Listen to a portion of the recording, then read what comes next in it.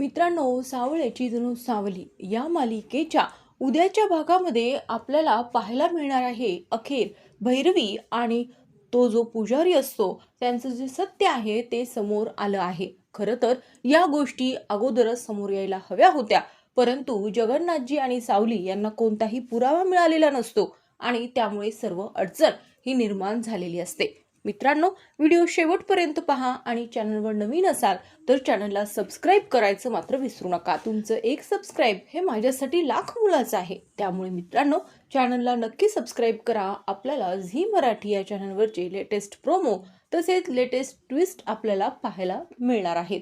तर मित्रांनो, चॅनलला सबस्क्राईब करा. तर पाहूया उद्याच्या भागात काय होत आहे. एकतर सावली लग्न सोडून तिथून गेलीये आणि त्यामुळे सारंग हा लग्न करायला तयार नाहीये. तो म्हणतो, जोपर्यंत सावली येत नाही तोपर्यंत मी लग्न अनामिकाशी करू शकत नाही. खरं तर अनामिकाला सुद्धा हेच पटलेलं असतं, परंतु भैरवी खातर ती तिथे बसलेली असते. आणि त्यानंतर आपण पाहतो की पुजारी म्हणतात की वेळ निघून जातोय आणि आता लवकरात लवकर मुहूर्त निघून जाण्या अगोदरच आपण हे लग्न उरकून घ्यायला पाहिजे, कारण की तसं भैरवीने त्यांना सांगितलेलं असतं.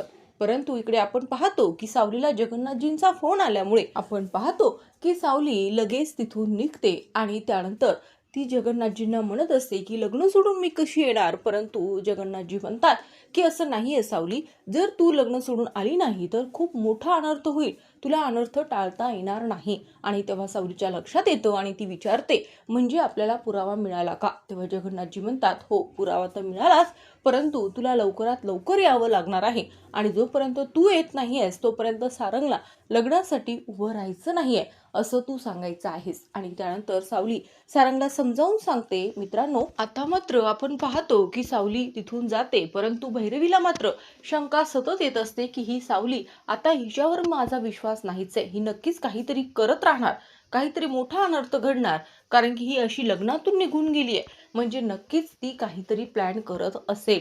तो जगन्नाथ सुद्धा इथे नाहीये आणि त्यामुळे आता या मुलीची मला खूप भीती वाटते असं आपण पाहतो की भैरवी म्हटलेली असते. परंतु ती तुला मला अडचणीत आणते आणि म्हणते की तुझं सत्य सांगेल मी, नाहीतर लवकरात लवकर हे लग्न उरकून घे, कारण की मला हे लग्न झालेलं हवं आहे.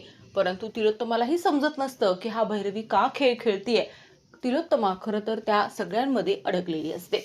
मित्रांनो, या सगळ्यांमध्ये मात्र उद्या आपल्याला खूप मोठा खुलासा होतो जेव्हा सावली ते लग्न स्वतःहून थांबवते, कारण की लग्नाला आता सगळं काही व्यवस्थित तिथे तयारी झालेली असते, मुहूर्ताची वेळही होते. आपण पाहतो की इकडे अमृता आणि तारा ह्या चहा बनवत असतात, तेव्हा ताराच्या सुद्धा काही गोष्टी लक्षात येतात. ती म्हणते की मला सावलीचं काहीच कळत नाहीये वहिनी, खरं तर तिचं आणि सारंगचं खूप एकमेकांवर प्रेम आहे, तर मग या सगळ्या गोष्टी फक्त बाळासाठी सावली करते हे सगळं मला खरं तर हे बिलकुलच पटत नाहीये. आणि हे सगळं असं केल्याने तिच्या आयुष्यातली ही गोष्ट दूर होऊ शकते या गोष्टीवर सुद्धा माझा विश्वास नाहीये.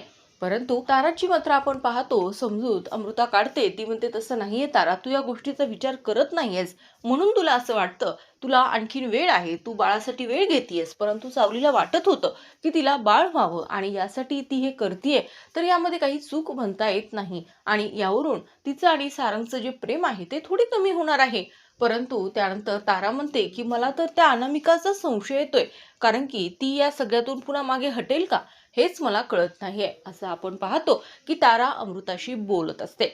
मित्रांनो, हे तर झालं, परंतु यानंतर आपण पाहतो की लग्नाचे विधी आता सुरू करायचे आहेत असं म्हणत जे गुरुजी असतात ते म्हणतात की लवकरात लवकर अंतरपाठ हा धरा, कारण की आता मुहूर्ताची वेळ टळत आलेली आहे. आणि आता सारंगलाही पर्याय नसतो, सारंगलाही कळत नाही, कारण की सावलीला बराच वेळ झालाय, आता मी या सगळ्यांना अडवू शकत नाही असं सारंगला सुद्धा समजत असतं. आणि त्यानंतर आपण पाहतो की सारंग म्हणतो की ठीक आहे, सावली तर येईलच, परंतु मला विश्वास आहे की सगळं काही ती व्यवस्थित करेल, ती इथून गेलीये म्हणजे नक्कीच काहीतरी मोठं कारण असणार आहे असं मात्र आपण पाहतो सारंग विचार करत असतो. खरं तर भैरवीच्या हृदयाची धडधड ही वाढलेली असते, कारण की सावली येण्या अगोदरच अनामिका आणि सारंगचं लग्न व्हायला पाहिजे. खरं तर भैरवीने अनामिकाला सांगितलेलं असतं की तुला हे लग्न करायचंय, सावलीची जागा घ्यायची आहे.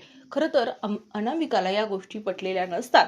ती भैरवीला हो म्हणते, परंतु मनापासून मात्र तिला नील आवडत असतो आणि नील सुद्धा हे सगळं पाहत असतो. त्याला सुद्धा खूप वाईट वाटत असतं की अशा पद्धतीने अनामिकाचं लग्न होत आहे. खरं तर तो स्वतःच्या मनालाच प्रश्न करतो की या सगळ्या गोष्टी माझ्या मनामध्ये का येत आहेत? माझं अनामिकावर प्रेम आहे का? परंतु नाही, असं होऊ शकत नाही. ज्या गोष्टी माझ्या आयुष्यात घडल्यात त्या काही कमी झाल्यात का? आणि आता मात्र हे पुन्हा विचार करणं माझ्यासाठी शक्यच नाहीये. असं आपण पाहतो की सतत नीलच्या डोक्यामध्ये विचार येत असतो आणि इकडे तिलोत्तमाला भीती असते की जर सावली इथे आली नाही आणि सारंग लग्नाला तयार नाही झाला तर मग काय करायचं? कारण की भैरवी तर सतत धमकावत असते की बाई, जर तू हे लग्न होऊ दिलं नाहीस आणि जर सारंग लग्नाला तयार नाही झाला तर तुझं जे काही सत्य आहे, जे काही तू सानिकासोबत केलेस ते तर मी सर्वांना सांगणारच, परंतु तो व्हिडिओ सुद्धा पोलीस स्टेशनमध्ये मी नेऊन देईल. कारण की जर पोलिसांना सत्य समजलं तर तुझ्या नावाची नाचक्की होईल आणि तुला जेलमध्ये जावं लागेल. असं आपण पाहतो की भैरवी तिलोत्तमाला म्हणत असते. खरं तर तिलोत्तमाला भैरवीचा खूप जास्त राग येत असतो, परंतु या सगळ्या गोष्टींमुळे तिलोत्तमा सुद्धा शांत असते. मित्रांनो, जेव्हा आपण पाहतो की जेव्हा अंतरपाठ धरला जातो आणि तेव्हा सारंग अनामिका समोरासमोर असतात आणि त्यानंतर लग्न सुरूच होणार असतं की तेवढ्यातच तिथे सावली येते. सावलीने आता या सगळ्या गोष्टीसाठी मोठा स्टँड घेतलेला असतो, कारण की तिनेच सारंगला लग्नासाठी तयार केले आणि आता तीच या सगळ्या गोष्टी पटवून देणार आहे की हे असं काहीही नाहीये. हा सगळा प्लॅन आहे आणि हे सगळं सत्य कधी समजतं?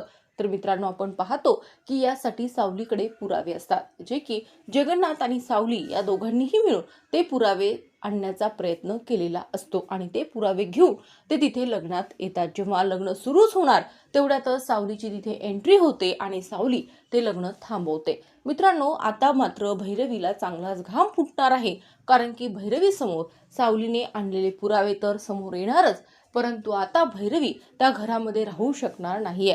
जे स्वप्न तिने पाहिलेलं होतं की मेहेंद्र कुटुंबाला उद्ध्वस्त करायचं, ते तर शक्यच नाहीये, परंतु भैरवीचे सर्व कारनामे हे समोर येणार आहेत. परंतु जे अनामिकाचं सत्य आहे की अनामिका ही सानिका आहे आणि ती भैरवीच्या उपकाराखाली दबलेली असल्यामुळे ती हे सत्य किंवा या गोष्टी ती कोणाला काही सांगू शकत नाहीये. आणि दुसरी महत्त्वाची गोष्ट म्हणजे आपण पाहतो की भैरवीच्या या सगळ्या गोष्टींमध्ये आपण पाहतो की सानिकाने सुद्धा साथ दिलेली असते, कारण की तिला उपकाराचं ओझं हे खूप जास्त वाटत असतं आणि त्यामुळे या सगळ्यांमध्ये ती सुद्धा सामील असते.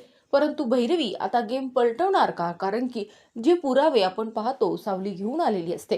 सावलीकडे सगळ्याच गोष्टीचे पुरावे असतात.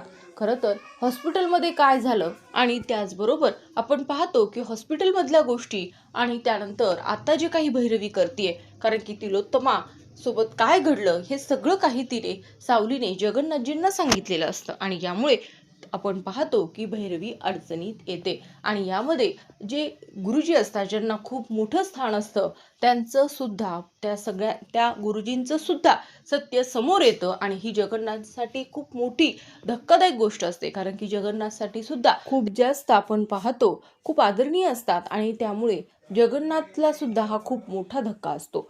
मित्रांनो, सावळ्याची जणू सावली या मालिकेच्या अपडेटसाठी चॅनलला सबस्क्राईब करून ठेवा. आपल्या चॅनलवर लेटेस्ट अपडेट तसेच लेटेस्ट ट्विस्ट आपल्याला पाहायला मिळणार आहेत. तर मित्रांनो, चॅनलला सबस्क्राईब करा. व्हिडिओ आवडला असेल तर व्हिडिओला लाईक आणि शेअर करायला मात्र विसरू नका.